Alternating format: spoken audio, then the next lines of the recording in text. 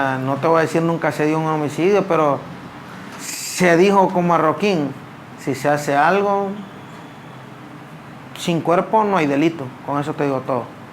Ya, con eso te digo todo, sin cuerpo no hay delito. En la primera entrega de esta entrevista, tanto Charlie como Liro hicieron un recuento de las acciones criminales de la pandilla para respaldar las aspiraciones presidenciales de Bukele en 2018. En esta segunda entrega, escucharemos qué tipo de arreglos hicieron los pandilleros con Bukele como presidente, a través de su vocero con las pandillas, Carlos Marroquín. La pandemia, homicidios, extorsiones y la posibilidad de ingresar a los centros penales saltándose todas las normas de seguridad para sostener reuniones con sus líderes. Ambos entrevistados entraron encapuchados a las que eran las cárceles de mayor seguridad en el país. Escuchemos la entrevista.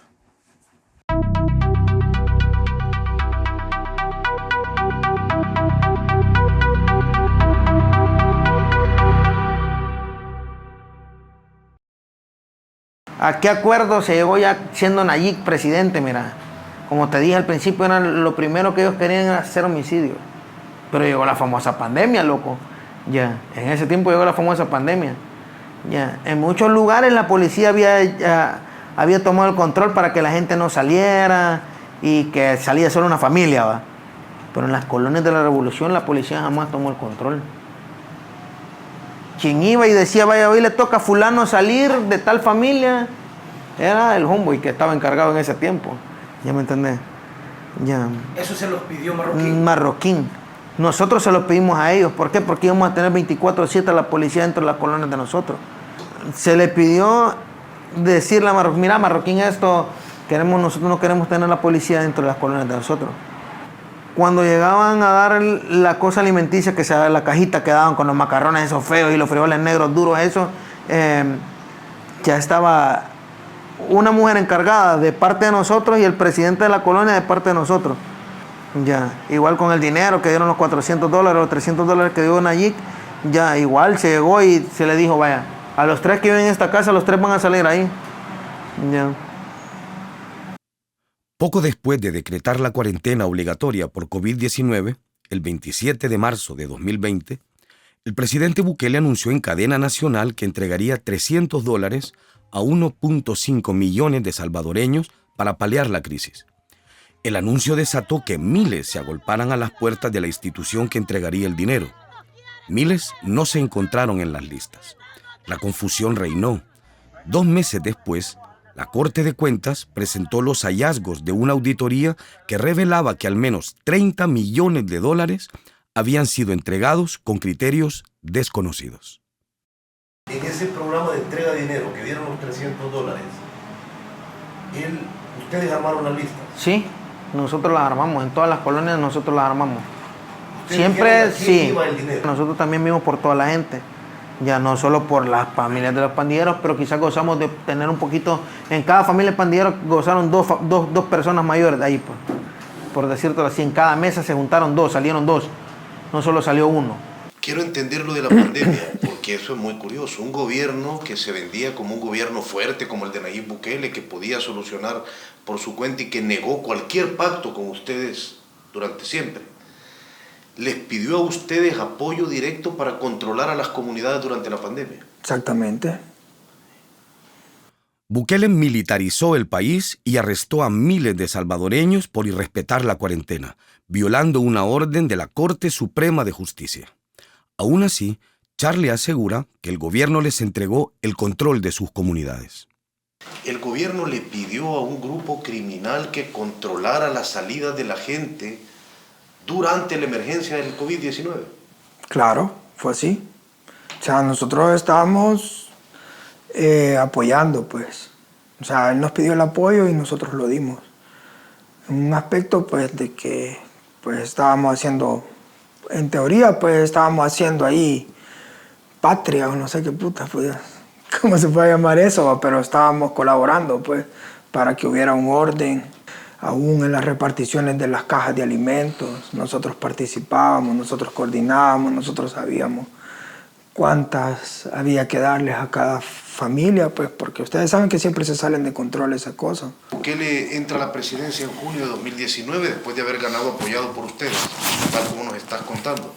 ¿Qué cosas distintas les prometió como presidente? No, pues si ustedes pueden ver, o sea, el cese de la guerra, pues, o sea, paró. Ya no hubieron muertos ni de este bando ni del otro bando. ¿Algo más fuerte que eso? Creo que no hay.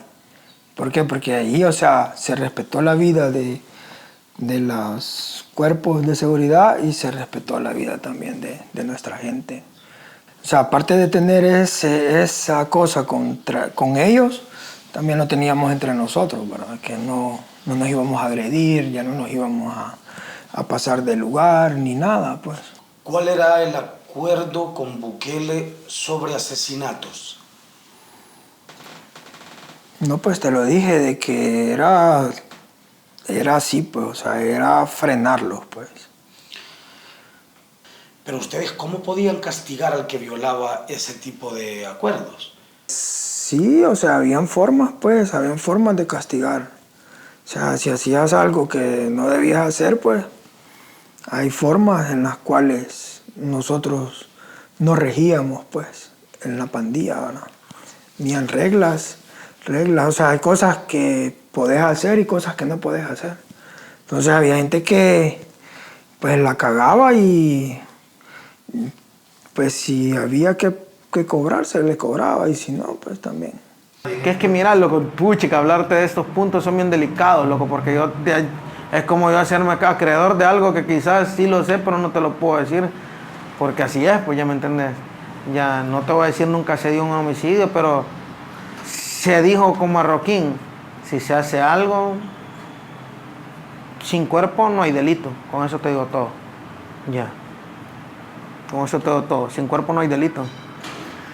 Ya si era un caso extremo, ya que habían entregado a alguien, ya estaba preso alguien, ya, como te lo dije, Marroquín lo dijo, y te lo puedo decir, y te lo vuelvo a repetir, Marroquín lo dijo, sin cuerpo no hay delito. Esas son palabras literales de Carlos Marroquín. Sí, ya.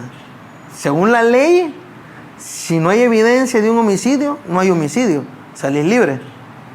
Ya, ya me entendés. Y mientras el cuerpo no esté arriba, nadie lo encuentra. No hay delito, nadie te puede culpar. Vos lo hiciste, ¿dónde está? ¿De qué me estás acusando si no tenés cuerpo? Se desapareció. ¿Cómo me puedes decir que no está en Estados Unidos? ¿Cómo me puedes decir que no está en Guatemala? ¿Cómo no me puedes decir que se fue para Italia con algún marido o algo? Durante el primer gobierno de Bukele, entre 2019 y 2024, se decretó secreto oficial sobre las cifras de desaparecidos y cementerios clandestinos. ¿Cuál era el trato al que habían llegado con el gobierno de Bukele sobre el delito de extorsiones? Ajá, no, lo que no se podía era como pelearlas. Ajá, o sea, no, o sea, pues, como vos ya tenés una zona, ¿va? Entonces, pero yo quiero tu zona porque esa zona está buena, ¿va? Entonces yo voy a hacer algo. Entonces, todo ese tipo de cosas fueron las que se frenaron, las que se calmaron, o sea. O sea, por decir que cada quien ya tiene su lado, ¿va? Si este lado de la calle es tuyo, y este es mío. O sea, ese fue algo general, algo que también los beneficiaba a ellos porque, o sea, no se calentaba todo. O sea, vos sabés de que llegar a un acuerdo de no agresión no es solo de, o sea, ¿por qué? Porque el hecho de una agresión tiene un motivo, pues. Entonces vos tenés que ver los motivos y vos tenés que combatir los motivos. Vaya, pero según estás diciendo, nunca de parte del gobierno de Nayib Bukele, de su primer gobierno, fue un punto sobre la mesa, dejen de extorsionar totalmente. Eso no fue parte de la negociación. O sea, aparte era de que íbamos a buscar soluciones para poder dar empleo, ¿va? Porque nosotros le dijimos, hey, ok, se frena esto, pero ¿y este loco? O sea, ¿vos le vas a dar un trabajo? ¿O de qué va a vivir? O sea, y no. Entonces ahí era donde entraba como un tipo de proyecto, ¿va? Como que iban a llegar unas maquilas por el lado de Occidente, donde pues iban a pasar los buses recogiendo a la gente que iba a trabajar en los lugares y pues ese tipo de cosas así. Cero extorsión al extracto pobre, mira. Ya. Cero extorsión al extracto pobre. ¿Cómo es extracto pobre? Una señora que se baja, te lo hablo de parte de la revolución. Una señora que baja con su canastito de guineos. ¿Cómo le vas a cobrar 10 dólares vos diario? ¿Cómo le vas a cobrar 10 dólares al mes? ¿Ya me entiendes? El gobierno lo sabía. O sea, mira, nadie está absuelto de nada. Mira, el gobierno sabía todo lo que se manejaba. Llegó Marro y dijo así el viejo, mira, loco, la cosa es de que si ustedes tienen algo, lo que ya está. Pero ya no se va a poner nada más. Y si son empresas grandes, jódanlo, pero si no, no. Ya. Entonces con eso ya nosotros quedamos en un acuerdo. Desde la llegada de Bukele al poder en 2019, las cifras de homicidios presentaron un descenso continuado y notorio. En cambio, las estadísticas oficiales sobre extorsiones no presentaron la misma conducta. Aunque este delito descendió, su declive fue mucho menos acentuado que el de los homicidios. ¿Cuándo comenzaron los ingresos a los centros penitenciarios? ¿Cuándo comenzó la facilidad de que algunos de tus homeboys entraran a visitar a las cabezas de la pandilla en Zacatecoluca y en Izalco? Eso comenzó en tiempo de pandemia. Pues el propósito fue para tiempo de pandemia, como te digo, pues era el encierro de la gente, pues. Ustedes saben que no era fácil mantener encerrada a la gente, pues tenía que haber un régimen. Y el régimen lo teníamos nosotros prácticamente.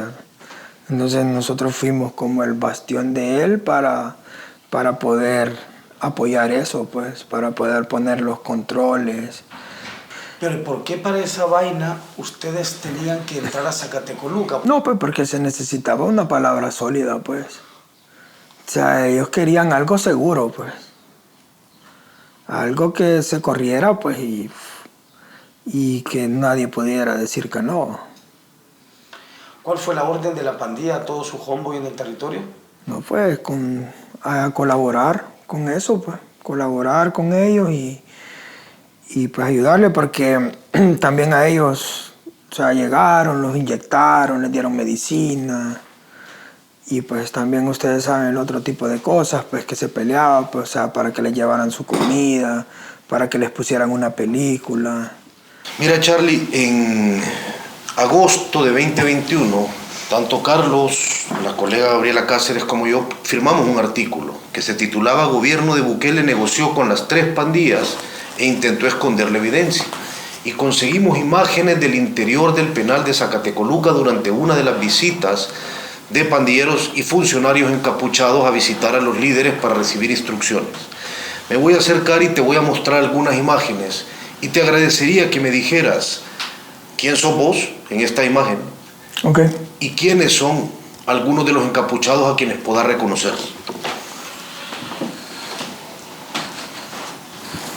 En esta imagen, ¿reconoces quién está encapuchado? Pues este es Marroquín, viejo. Él es Carlos Marroquín. Sí. En esta imagen, si la puedo expandir, a estos personajes los reconoces. Claro. Este soy yo y este es Salinas. El diputado Denis Salinas y el que va de negro son. Sí, exactamente. Esto es Zacatecoluca. Sí, claro. Es el sector de Zacatecoluca. Es una área de recreación donde ellos estaban recibiendo unos talleres y nosotros pasamos a ver. ¿Cómo se preparaban estas visitas? ¿Ustedes decidían cuándo entrar o era Marroquín quien les avisaba en qué momento podían entrar? ¿Dónde se reunían? ¿Dónde se vestían de esa forma? ¿Cómo se trasladaban al penal? Todo era... ellos coordinaban toda esa situación. Acuérdate que nosotros no teníamos ese poder, pues, para decidir tal día o tal día. O sea, la hora y la fecha él la ponía. Entonces ya nosotros nos reuníamos en las oficinas de él, pues ahí sacaba todo lo que era necesario, pues los navarones, los lentes, y ya nos dirigíamos hacia el lugar, pues como... ¿Dónde quedaban las oficinas de él donde se reunían? Allí en la colonia Roma, donde son las actuales oficinas de la Dirección de Tejido Social. Está cerca de entre la Fortaleza y ahí están las oficinas, atrás de Canal 2. Entonces, del antiguo Canal 2. Ajá. ¿Cómo ocurría esto? No, pues ahí nos reuníamos, ahí nos citaba y ahí llegábamos. Ya dejábamos los vehículos que nosotros andábamos y ya nos nos introducíamos a los vehículos que él tenía asignados para esa situación, pues que eran con placas nacionales, ¿verdad? Eran unos pick-up, había un Mazda gris y no me acuerdo cuál es el otro. Pues acuérdate que fue como en el 2020 eso. Cuando vos entraste, ¿entraste solo una vez o entraste más veces? No, yo solo entré una vez. En esta ocasión, cuando vos entraste, ¿iban solo miembros de tu pandilla encapuchados o también miembros de las otras pandillas? No, solo íbamos nosotros. Solo íbamos nosotros porque era para tocar el tema del encierro de la pandemia, ¿verdad? Es muy difícil creerles que solo llegaran a reunirse con sus líderes de Zacatecoluca para hablar exclusivamente de la contención de la pandemia. Entiendo que en esas reuniones ustedes tenían libertad de hablar lo que les diera la gana con sus líderes. Bueno, de hecho, el motivo por la cual fue esa reunión fue por eso, para que ellos dieran el aval que en cada una de sus canchas, pues la gente pudiera apoyar lo que pues el hombre estaba pidiendo, pues, que era el encierro total, pues, que manejáramos eso, que ayudáramos, pues, a que la gente se mantuviera en sus casas y todo, pues, claro, pues, en lugares se salió de control, pero por lo menos en los lugares de nosotros creo que estuvo un poco normal, pues. En esas reuniones había custodios presenciando las conversaciones que se tenían normalmente. No, estábamos en un cuarto privado, pues, ahí no podían entrar ellos. ¿Osiris Luna estaba en esas reuniones? Pues, él era el que manejaba esa situación, pues. Él era el que llegaba y le podía decir al que estaba a cargo, pues, que todo iba a estar bien, pues. Osiris Luna es el director del sistema penitenciario y viceministro de Seguridad y Justicia del gobierno de Nayib Bukele. Es quien permitió el acceso de pandilleros encapuchados a las cárceles de máxima seguridad.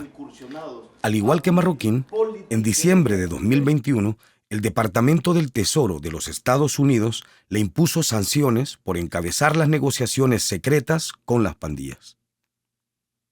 Pero ustedes le permitían a Osiris Luna estar al interior de las reuniones escuchando sus conversaciones. No, él se quedaba afuera. Ellos se quedaban afuera. Marroquín sí entraba, y Denis Salinas. Pues él sí entraba porque él era la persona que llevaba la petición, ¿va? Él tenía que expresarse, pues. ¿Pero había algún espacio en el que ustedes como pandilleros estuvieran solos conversando? Se podía, sí, se le podía decir ahí. Necesitamos, pues, igual, ya se hablaba. ¿Vos entraste? Entré, ya me entendés. ¿Cómo era el proceso de entrar? Ellos te decían, mira, te necesito ver en tal lugar. ¿Quiénes ellos? Marroquín y Osiris. Ya nosotros nos dimos cuenta, pero anda otro gordo, lo que era el subdirector. Es un gordote. Carlos Aparicio. Que se la lleva, que es cristiano y todo. Él también entraba ahí, loco. Él también entraba ahí y nos llevaban con él, porque muchas veces no solo fue este brother de Osiris, sino que ocupó a este gordote para entrarnos a nosotros. Ya ellos ya nos tenían un uniforme. Ya me tenían un pantalón azul, camisa negra, o si no era el de la policía, el que ocupan abajo, que tiene el logo de la PNC. Carlos Aparicio fue nombrado subdirector de centros penales por Nayib Bukele. En julio de 2020, antes de que Bukele controlara la fiscalía, los investigadores lo incluyeron en su expediente sobre los pactos entre el gobierno y las pandillas. Los fiscales lo ubicaron ingresando al penal de máxima seguridad con 5 pandilleros encapuchados. ¿Ustedes podían pedirle al gobierno cuando querían entrar? Sí, no, es que mira, decían así, vaya, mira, una vez al mes. Nosotros quedamos que una vez al mes iban a entrar y ahí salgo 2 veces al mes.